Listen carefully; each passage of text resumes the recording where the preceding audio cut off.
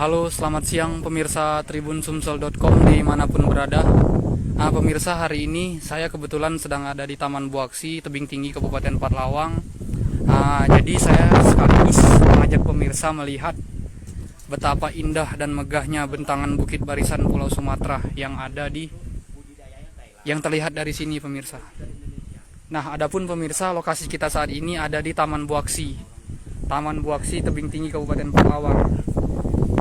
Jikalau mungkin ada dari pemirsa penonton sekalian yang tertarik untuk berkunjung ataupun penasaran melihat langsung Taman Buaksi, pemirsa bisa bisa mengunjungi taman ini setiap hari kapanpun, karena memang bukanya setiap hari, pemirsa. Adapun lokasi dari Taman Buaksi ini sendiri tidak jauh dari Kecamatan Tebing Tinggi, pemirsa.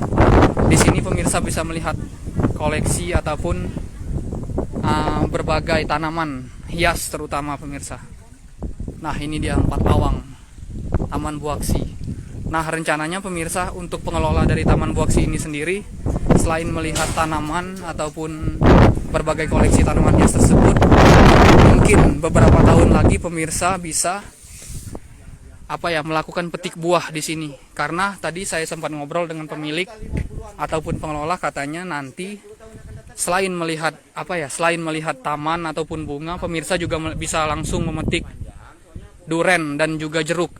Kita bisa lihat dari sini, pemirsa. Itu yang di ujung sana itu jeruk, pemirsa.